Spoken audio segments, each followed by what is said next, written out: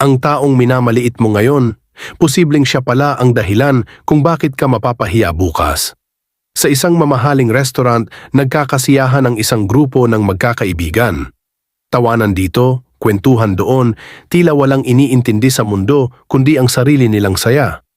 Habang kumakain sila, may napansin ang isa sa kanila, isang lalaking tahimik na naglilinis ng mesa.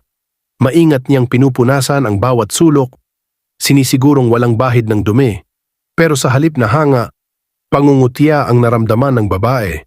Malakas siyang napasandal sa upuan at nagsalita, "Look at that guy. May mga tao talagang walang pangarap sa buhay, habang buhay na lang sa mabababang trabaho." Nagtawanan ng kanyang mga kaibigan, tumango, sumang-ayon, parang iisa ang tingin nila sa lalaki. At pagkatapos noon, parang walang nangyari, nagpatuloy lang sila sa usapan. Pero ilang sandali lang, isang elegante at maayos na babae ang lumapit sa kanilang mesa. May ngiti sa labi, may kumpiyansa sa kilos, magalang siyang bumate, pero agad siyang tumingin sa lalaking naglilinis. Biglang lumiwanag ang kanyang mukha. "Honey, tapos ka na ba sa ginagawa mo?" Biglang natahimik ang buong grupo. Nagkatinginan sila, tila hindi makapaniwala sa narinig. Ang lalaking kanilang minamaliit, dahan-dahang tumayo, ngumiti, at lumapit. "Yes dear, katatapos ko lang." Pagkatapos, humarap ang babae sa grupo at sinabi, "By the way, this is my husband, Michael." Saglit na katahimikan. Siya ang may-ari ng buong chain ng restaurant na ito at pinipili niyang tumulong sa simpleng paraan para manatiling grounded at maalala kung saan siya nagsimula.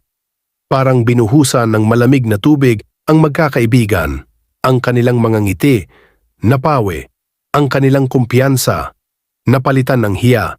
Wala na silang masabi, ngumiti ang babae at marahang nagsabi, "Huwag mong husgahan ang tao base sa nakikita mo lang. Hindi mo alam ang buong kwento ng buhay niya at kung gaano kalayo na ang narating niya."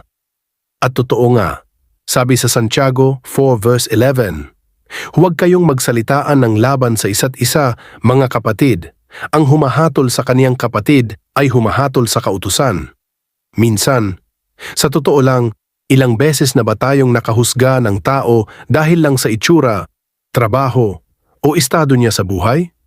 Hindi natin alam, baka ang taong minamaliit natin ngayon ay may kwentong mas malalim kaysa sa atin.